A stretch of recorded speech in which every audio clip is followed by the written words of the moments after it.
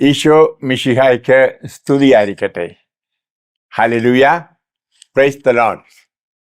നമുക്കെല്ലാം അറിയാം, അമേരിക്കയിൽ ട്രംപ് രണ്ടാമതും ജയിച്ചു. അദ്ദേഹം ഉടൻ തന്നെ ഭരണം ഏറ്റെടുക്കുന്നു.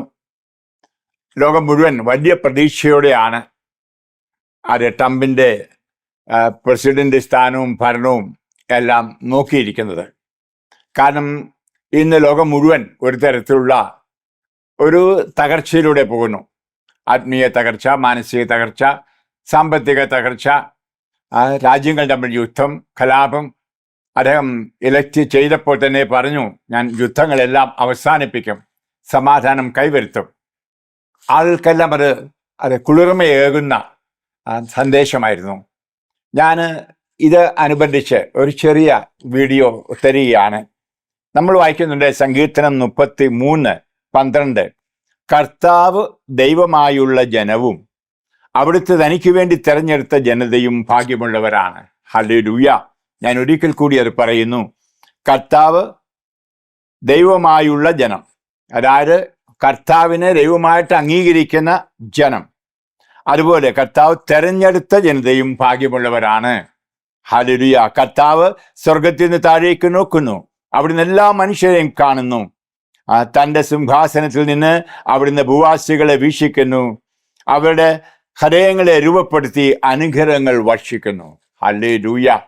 പ്രിയമുള്ളവരെ, അത് അമേരിക്കയെ പറ്റി പറയുമ്പോൾ നിങ്ങൾ ഓർക്കും ഞാൻ അമേരിക്കൻ സൈഡാണെന്നോ, അല്ലെ അമേരിക്കൻ എനിക്ക് ആരുടെയൊക്കെ പാരിതോഷ്യം കിട്ടുന്നുണ്ടോ, ഒന്നും തെറ്റിദ്ധരിക്കരുത്. ഞാൻ ഇന്നത്തെ കാലത്തിൻ്റെ അടയാളങ്ങൾ തിരിച്ചറിഞ്ഞ് കാലത്തിൻ്റെ സ്പന്ദനങ്ങൾ നിങ്ങളോട് പങ്കുവെക്കുകയാണ്. സത്യത്തിൽ ട്രംപിൻ്റെ ഇലക്ഷനും അതിനുശേഷം ഇപ്പോൾ സ്ഥാനം ഏറ്റെടുക്കുകയും ചെയ്യുമ്പോൾ എൻ്റെ മനസ്സിൽ വരുന്നത് ക്രിസ്ത്യാനിറ്റിയുടെ ഒരു വസന്തകാലമാണ് വരാൻ പോകുന്നത്. നമുക്കറിയാം, അടുത്തൊരു നാളിൽ എല്ലായിടത്തും ക്രിസ്തുമതം പീഡിപ്പിക്കപ്പെടുന്നു, ക്രിസ്ത്യാനികൾ ഏറെ വേദനിക്കുന്നു, ക്രിസ്ത്യാനികളെ അവഗണിക്കുന്നു. നമ്മുടെ കൊച്ചു കേരളത്തിൽ പോലും അത് നമ്മൾ അനുഭവിച്ചുകൊണ്ടിരിക്കുകയല്ലേ. നമുക്ക് ഈ മുനമ്പം, വ്രതം, വിഴിഞ്ഞം പ്രശ്നം, ഇങ്ങനെ എത്ര പ്രശ്നങ്ങൾ വരുന്നു. നമ്മൾ ആരും ഗൗനിക്കാത്ത ഒരു കാലഘട്ടത്തിൽ ആണ്. പ്രിയമുള്ളവർ, ഇവിടെയാണ് നമ്മൾ അമേരിക്കയെ നോക്കേണ്ടത്. അമേരിക്ക ഒരു നമ്മളെ പോലെ അത് സെക്കുലർ കൺട്രി എന്ന് പറഞ്ഞാൽ ഒരു മതത്തെ പ്രത്യേകം എടുത്തൊരു ക്രിസ്ത്യൻ രാജ്യം എന്ന് പറയുന്നതല്ല. നമുക്ക് അല്ലെങ്കിൽ ജർമ്മനിയോ ഫ്രാൻസോ ഒക്കെ പറയും ക്രിസ്ത്യൻ രാജ്യങ്ങൾ, എന്നാൽ അമേരിക്ക അത് പരസ്യമായിട്ട് പറയുന്നില്ല എന്ന്. കാരണം അവിടെ സ്റ്റേറ്റ്, അതായത് രാജ്യത്തിൻ്റെ ഭരണവും അതുപോലെ മറ്റ് സമുദായങ്ങൾ, മതവും തമ്മിൽ കൃത്യമായിട്ട് വിഭജിച്ചിട്ടുണ്ട്. അങ്ങോട്ട് പരസ്പരം കലഹിക്കുന്ന പ്രശ്നം ഇല്ല. പ്രിയമുള്ളവരെ, അതേസമയം നമുക്ക് കാണാൻ സാധിക്കും അവിടെ എപ്രകാരം ആണ് ക്രൈസ്തവ ജീവിതം, ക്രിസ്തുവിൻ്റെ വഴി എല്ലാ ജനങ്ങളും അംഗീകരിക്കുന്നതും സഹിക്കുന്നതും. അവിടെ നമുക്കറിയാം 91% ആളുകളും ക്രിസ്ത്യാനികളാണ് എന്ന് പറയുന്നതിൽ അഭിമാനം കൊള്ളുന്നവരാണ്. അതിൽ 25% കത്തോലിക്കരാണ്.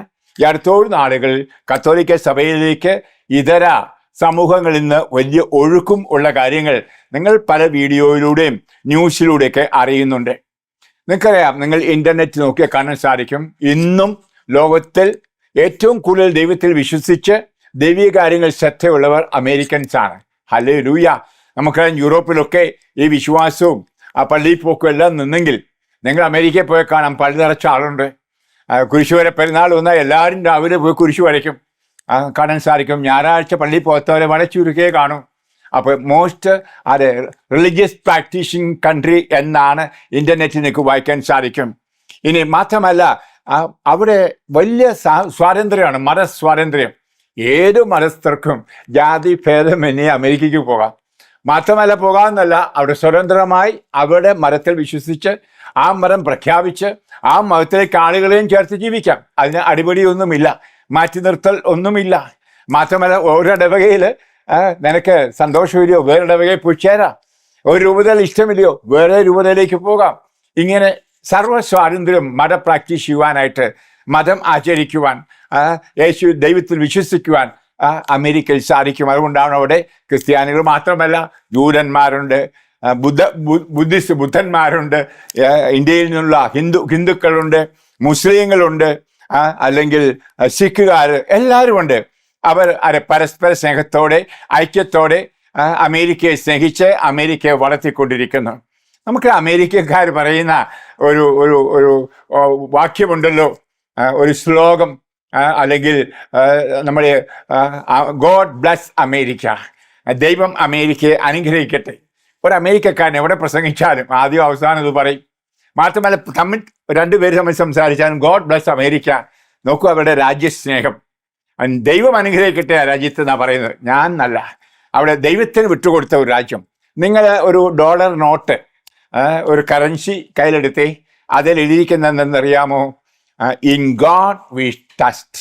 ദൈവത്തിൽ ഞങ്ങൾ വിശ്വസിക്കുന്നു. അങ്ങനെ ദൈവത്തിൽ വിശ്വസിക്കുന്ന ഒരു രാജ്യം, ദൈവത്തിൽ വിശ്വസിക്കുന്ന ഒരു ജനത. അതുകൊണ്ടാണ് അമേരിക്ക എപ്പോഴും അനുഗ്രഹീതമായി മുന്നോട്ട് പോകുന്നത്.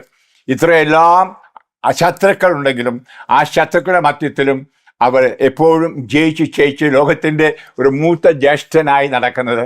അത് പലർക്കും അതിൽ അസൂയുണ്ട്. അതുകൊണ്ടാണല്ലോ അടുത്ത കാലത്തെ കാലിഫോർണിയ തീ പിടിച്ചപ്പം പലരും ഷാമ്പെയിനും കുടിച്ച് ഡാൻസ് ചെയ്ത് ആഘോഷിച്ചു, സന്തോഷിച്ചു. അവിടെ ആളുകൾ തീ പിടിച്ച് എല്ലാം നഷ്ടപ്പെട്ടപ്പോൾ അവരോർത്തത് അത് അമേരിക്ക തീർന്നുവെന്ന്.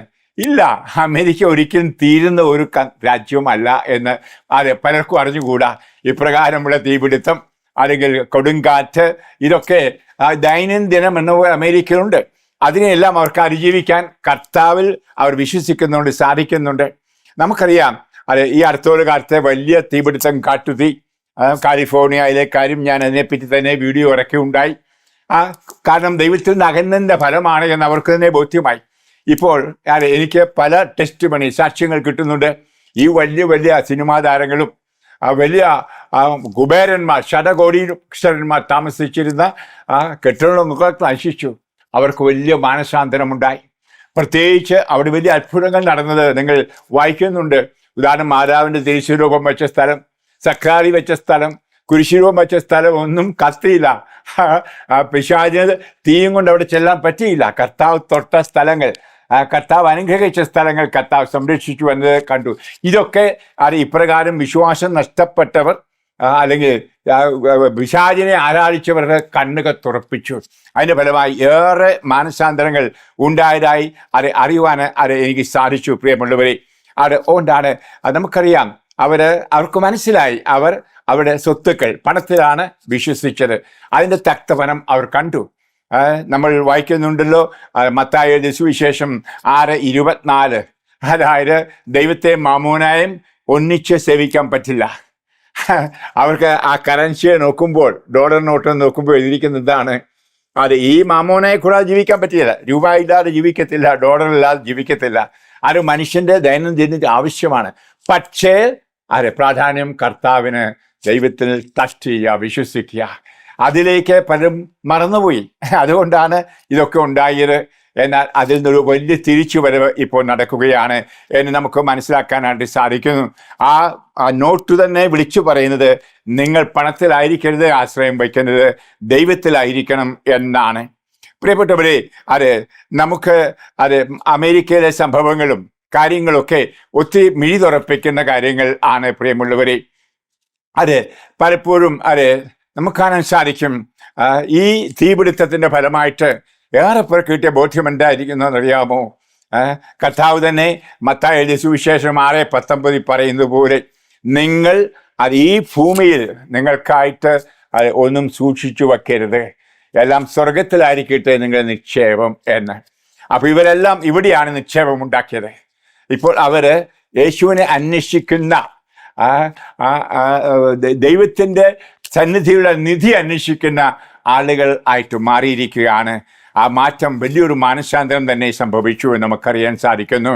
പ്രിയമുള്ളവരെ, മാത്രമല്ല നമുക്ക് കാണാൻ സാധിക്കും അമേരിക്കയിലെ പുതിയ ഗവൺമെൻറ്, പുതിയ പ്രസിഡന്റ് മിസ്റ്റർ ട്രംപ് വരുന്നതോടുകൂടി നമുക്കറിയാം ഈ ശൈറ്റനിസം, ഈ പിശാചിൻ്റെ നൃത്തം ഒന്ന് നിൽക്കും.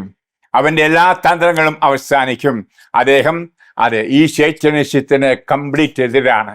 മാത്രമല്ല ഇലുമിനാത്തി, ഫ്രീമേഷൻ തുടങ്ങിയ പിശാചിൻ്റെ എല്ലാ ഗ്രൂപ്പുകളും സംഘടനകളും തകരും.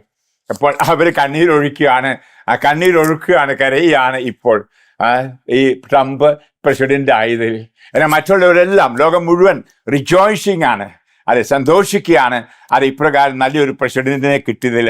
കാരണം ദൈവത്തിൽ മാത്രം ആശ്രയിക്കുന്നവൻ, ദൈവത്തെ വിളിച്ച് പ്രഘോഷിക്കുന്നവൻ, പ്രത്യേകിച്ച് യേശു നാമം വിളിച്ച് പ്രഘോഷിക്കുന്ന ഒരു വ്യക്തി. നമുക്കറിയാം അദ്ദേഹം കൂടെ വെടിയുണ്ട വന്നപ്പോൾ അതിൻ്റെ വിജയം, അതിൽ നിന്ന് രക്ഷപ്പെടാൻ കാരണം യേശുവിൻ നാമമാണെന്ന് പറഞ്ഞു. തൻ്റെ വിജയത്തിന് കാരണം യേശുവിൻ നാമമാണെന്ന് പറഞ്ഞു. മാത്രമല്ല അദ്ദേഹം പച്ചക്ക് പറഞ്ഞു, അമേരിക്ക ഭരിക്കുന്ന അദ്ദേഹമല്ല, യേശുനാഥനായിരിക്കും. ഹല്ലേലൂയ. മനസ്സുകൊണ്ട് അമേരിക്കയെ അദ്ദേഹം കർത്താവിന് സമർപ്പിച്ചു കഴിഞ്ഞു എന്നൊരു തെളിവാണ്. നമുക്കറിയാം അദ്ദേഹത്തിൻ്റെ പ്രസിഡൻസി തുടങ്ങുന്നത് തന്നെ ഒരു പ്രാർത്ഥനാ ഗ്രൂപ്പിലൂടെയാണ്. അതിൽ ഒരു കത്തോലിക്ക കർദിനാൾ ചെന്ന് പ്രാർത്ഥിച്ചുകൊണ്ടാണ് ആരംഭിക്കുന്നത് നിങ്ങൾ കാണുന്നുണ്ട്. പ്രിയമുള്ള, ഇതെല്ലാം കാണുന്നത് ദൈവത്തിൽ ആശ്രയിക്കുന്ന ഒരു പ്രസിഡന്റ് ആണ്. ഇനിയും ശത്രുവിന് തൊടാൻ പറ്റില്ല. അവർ ശത്രുവിനുമായി കൂട്ടുപിടിച്ചു, അതിൻ്റെ ഫലം അവർ അനുഭവിച്ചു. അനുഭവങ്ങളാണല്ലോ പാഠം പഠിപ്പിക്കുന്നത്. പലരും അനുഭവങ്ങൾ ഉണ്ടായാലും പഠിക്കുക. നമ്മുടെ കേരളത്തിലുള്ളവരെ പോലെ എന്തെല്ലാം ദുരനുഭവങ്ങൾ ദൈവത്തെ ഉപേക്ഷിക്കുന്ന ഫലമായി ഉണ്ടായി. എന്നിട്ട് ഇവിടെ ഒരു മാനസാന്തരം ഉണ്ടായിട്ടില്ല. സുനാമി വന്നു, അതുപോലെ തന്നെ നമുക്കറിയാം പകർച്ചവ്യാധി വന്നു, എത്ര പേർ ക്യാൻസർ കൊണ്ട് മരിക്കുന്നു. ഇതൊക്കെ വന്നാലും ദൈവത്തിലേക്ക് തിരിയുക എന്ന മനോഭാവം നമുക്കുണ്ടായിട്ടില്ല. എന്നാൽ ആ വെള്ളക്കാർക്ക് അത് ഉണ്ടായിട്ടുണ്ട് എന്ന് കാണാൻ സാധിക്കുന്നു. അവർക്ക് നല്ലപോലെ അറിയാൻ സാധിക്കും, കള്ളൻ കൊല്ലാനും നശിപ്പിക്കാനും തകർക്കാനും വരുന്നു, എന്നാൽ യേശു വന്നിരിക്കുന്നത് ജീവൻ നൽകുവാൻ, സമർത്ഥമായി നൽകുവാൻ ആണ്. യോഹന്നാൻ 10:10. അതുകൊണ്ടാണ് നമുക്ക് കാണാൻ സാധിക്കും ഇനിയും ആ യേശുവിനെ മുറുകെ പിടിക്കാനായിട്ട് ഒരു തീരുമാനം. പിശാചിന് അന്ത്യം കുറിക്കുകയാണ് ഈ പുതിയ ട്രംപിൻ്റെ ഗവൺമെൻറ്റോടുകൂടി എന്ന് എനിക്ക് തോന്നുന്നു. ഇതോടുകൂടി തിരുസഭയ്ക്ക് അഥവാ ക്രിസ്ത്യാനികൾക്ക് ഒരു വസന്തകാലം. ഞാൻ ക്രിസ്തു മതത്തിനെന്ന് പറയില്ല, കാരണം ഇത് മതമല്ല. ക്രിസ്തീയതയുടെ യേശു കൊണ്ടുവന്ന വഴിക്ക്, യേശു കൊണ്ടുവന്ന മാർഗത്തിന്, യേശു കൊണ്ടുവന്ന മൂല്യത്തിന്, യേശുവിൻ്റെ രക്ഷയുടെ വസന്തകാലം. ഹല്ലേലൂയ. നമുക്ക് അമേരിക്കയുടെ കൊടി, ഫ്ലാഗ് എടുത്തു നോക്കി കാണാൻ സാധിക്കും. 50 നക്ഷത്രങ്ങളുണ്ട്. ഈ നക്ഷത്രങ്ങളിലൂടെ ഞാൻ പറയാൻ പോകുന്നത് വലിയ പ്രകാശം ലോകത്തിൻ്റെ മേൽ പതിക്കും. ഹല്ലേലൂയ. ആ പ്രകാശം യേശുവിൻ്റെ പ്രകാശമായിരിക്കും. ആ അമേരിക്കൻ ഫ്ലാഗിലൂടെ, അമേരിക്കൻ ജനതകളിലൂടെ കണിശമാറ്റം ജനങ്ങളിലൂടെയും വലിയ പ്രകാശം ലോകത്തിൻ്റെ മേൽ പതിക്കാൻ പോകുന്നു.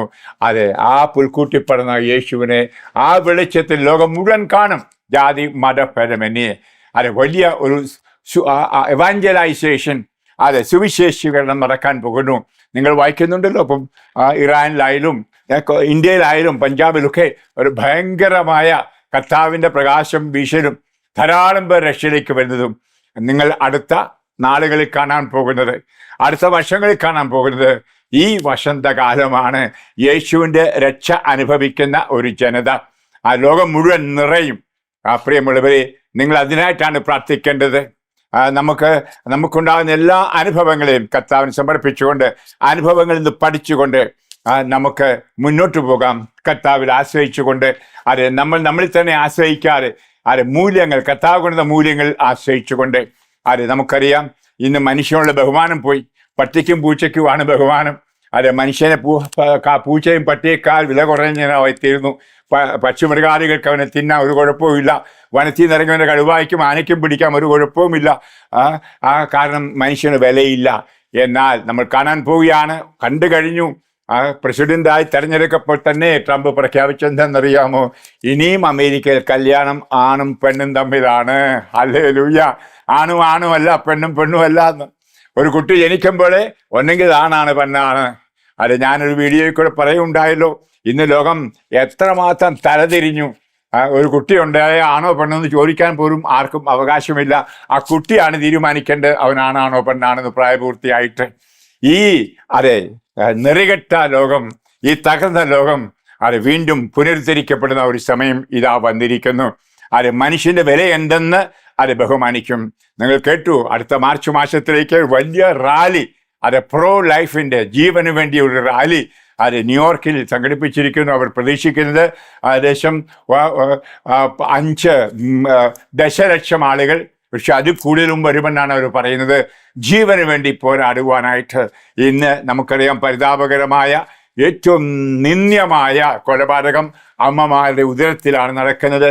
നിങ്ങൾക്കറിയാം 37 ദശലക്ഷം കുട്ടികളെയാണ് ഒരു വർഷത്തിൽ അമ്മയുടെ ഉദരത്തിൽ കൊല ചെയ്യുന്നത് ഭ്രൂണഹത്യയിലൂടെ. അത് പൂർണ്ണമായിട്ടും എതിർക്കുന്ന ഒരു പ്രസിഡന്റാണ് അമേരിക്കയിൽ വന്നിരിക്കുന്നത്. ഹല്ലേലൂയ. നമുക്കറിയാം മുമ്പിലുള്ള പ്രസിഡന്റുമാരെല്ലാം അതിനെ പ്രോത്സാഹിപ്പിച്ചു. നമുക്കറിയാം ഫാമിലി പ്ലാനിങ്, കുടുംബാസൂത്രണം, അതുപോലെ തന്നെ ഭ്രൂണഹത്യ, ഗർഭത്തിൽ കുട്ടികളെ നിരോധിക്കുക, അതിനുള്ള ഗുളികകളും മരുന്നുകളും എല്ലാം പ്രഖ്യാപിച്ച ഗവൺമെന്റുകളാണ് മുമ്പെങ്കിൽ അതാ ഒരു പുതിയവൻ ജീവനെ സ്നേഹിക്കുന്ന ഒരുവൻ പ്രസിഡന്റ് ആകുന്നു. ദൈവത്തിന് നന്ദി പറയാം, കൈയടിച്ച് കർത്താവിനെ സ്തുതിക്കാം. അതെ, അവനിലൂടെയുള്ള ഈ സന്ദേശം, അവൻ ശക്തനാണ് നമുക്കറിയാം.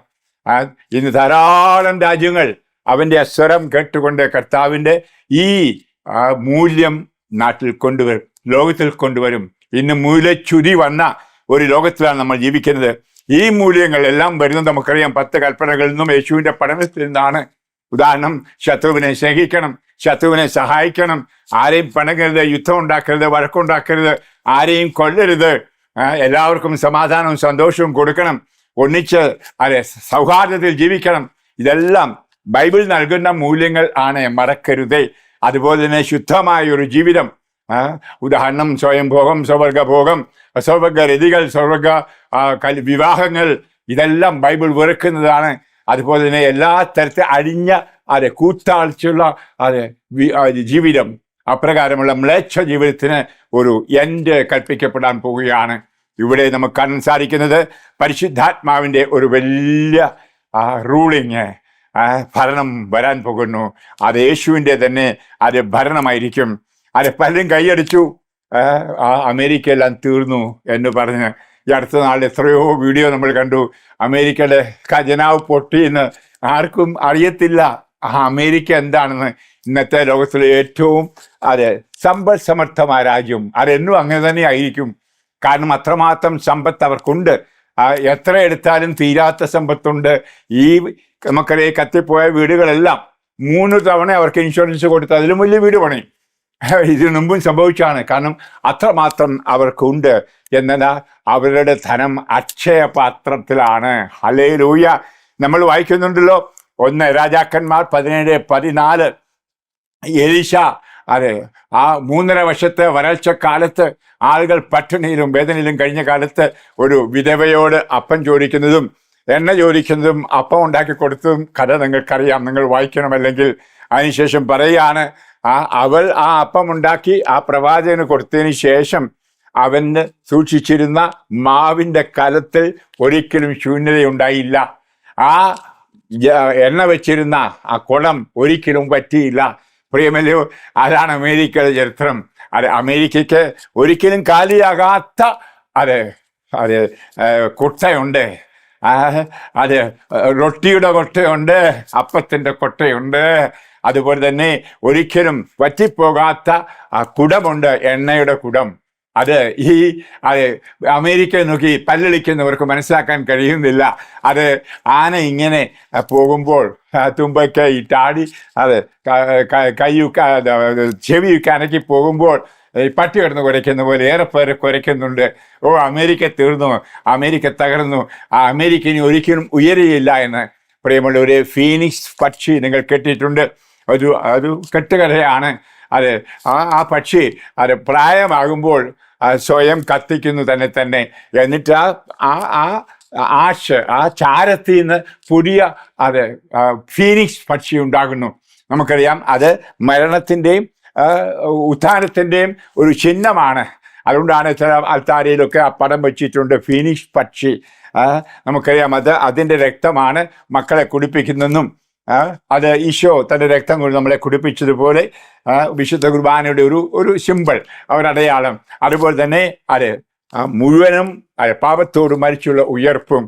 പ്രിയമുള്ളവരെ, അമേരിക്ക ഇപ്പോൾ ഈ തീ കഴിഞ്ഞുകൊണ്ട് മാത്രമല്ല, ഏറെ നാളുകൾ വേറെ ആധ്യാത്മിക തീയായിരുന്നു. എത്ര ഭ്രൂണഹത്യകൾ, എത്രമാത്രം അപാകതകൾ വിവാഹ ജീവിതത്തിൽ, വിവാഹമോചനങ്ങൾ ഒന്നിനു പുറകെ ഒന്നായിട്ട്, അതുപോലെ തന്നെ എത്ര ദയാവധങ്ങൾ, അതുപോലെ അശുദ്ധ ജീവിതങ്ങൾ, അഴിച്ചുവിട്ട ജീവിതം, കഞ്ചാവിൻ്റെ, മദ്യത്തിൻ്റെ, ഇതിൻ്റെ എല്ലാം ഒരു തീരുന്നു. പിശാചിൻ്റെ ആ താണ്ഡവ നൃത്തം നിന്ന് കർത്താവിൻ്റെ വസന്തകാലം വരുന്നു, സമാധാനത്തിൻ്റെ വസന്തകാലം വരുന്നു. നിശ്ചയമായിട്ടും യേശു അമേരിക്കയെ അനുഗ്രഹിക്കും. ദൈവം അനുഗ്രഹിച്ച രാജ്യമാണ്. ആ അനുഗ്രഹം ലോകം മുഴുവനും ഉണ്ടാകും. നിശ്ചയമായിട്ടും അമേരിക്ക എന്നും ഒരു ജ്യേഷ്ഠ സഹോദരനാണ് ലോകത്തിന്. നമുക്കറിയാം എവിടെയെല്ലാം സ്വയം ഭരണം അപകടത്തിലാകുന്നു, അവിടെയെല്ലാം ഡെമോക്രസി അതിനു വേണ്ടിയിട്ട് പോകും. അവിടെയെല്ലാം സ്വതന്ത്ര ഭരണം ഉണ്ടാകാനായിട്ട് മനുഷ്യന് സ്വാതന്ത്ര്യം കൊടുക്കുവാൻ. എവിടെ അനീതിയുണ്ടോ, അനീതിക്കെതിരായിട്ട് പോരാടും. തീവ്രവാദിത്വമുണ്ടോ, പോകും. ഇന്നും തീവ്രവാദത്തെ ഒതുക്കാൻ തീവ്രവാദികളെല്ലാം ഇപ്പോൾ വിറയ്ക്കുകയാണ്. കണിശമാർക്കും അവിടെ അന്ത്യം വരികയാണ്. സമാധാനവും കൊണ്ടുവരുന്നു. നമുക്കറിയാം സമാധാനം കൊണ്ടുവരുമെന്നാണ് ആദ്യമേ പറഞ്ഞത്. അത് വരുത്തിക്കൊണ്ടിരിക്കുകയാണ്. ഇവിടെ ആ സമാധാനം കൊണ്ടുവരണമെങ്കിൽ ഈ തീവ്രവാദം ഇല്ലാതാകണം. അത് നിൽക്കും. അവരും വിറയ്ക്കുകയാണ്. എന്താണ് സംഭവിക്കാൻ പോകുന്ന അറിയുന്നില്ല. തീവ്രവാദവും നിർത്തും. കർത്താവിൻ്റെ ഇഷ്ടം അല്ല അത്. അങ്ങനെ പല തിന്മയുടെ ശക്തികളും തകരുന്ന ഒരു കാലഘട്ടത്തിലേക്ക് നമ്മൾ വരുന്നു. ഇവിടെ മക്കളെ ശുഭാപ്തി വിശ്വാസത്തോടെ ദൈവത്തിൽ ആശ്രയം വെച്ചുകൊണ്ട് നമ്മുടെ വ്യക്തിപരമായ ജീവിതത്തിലും കുടുംബജീവിതത്തിലും എല്ലാ കാര്യത്തിലും ദൈവത്തിൽ ആശ്രയിക്കൂ. ഞാൻ പറഞ്ഞതുപോലെ കർത്താവ് തിരഞ്ഞെടുത്ത ജനത്തെ, കർത്താവ് ദൈവമായിട്ടുള്ള ജനത്തെ ഒരിക്കലും അവിടെ കൈവിടുകയില്ല. നിശ്ചയമായിട്ടും ആ ധൈര്യത്തിൽ നമുക്ക് മുന്നോട്ട് പോകണം, പ്രാർത്ഥിക്കണം. അമേരിക്കയ്ക്ക് വേണ്ടി മാത്രമല്ല, ലോകത്തിന് വേണ്ടി മുഴുവൻ. നമ്മൾ ഓർക്കണം, കഴിഞ്ഞ ദിവസം നമ്മൾ വായിക്കുകയുണ്ടായി. എപ്രകാരം ജോർദാൻ കരയിൽ വെച്ച് ഈശോ മാമോദീസ സ്വീകരിച്ചു. ഈശോ എന്ന് പറയുമ്പോൾ ആ ഈശോയിൽ നമ്മുടെ ശരീരവും ഉണ്ടായിരുന്നു.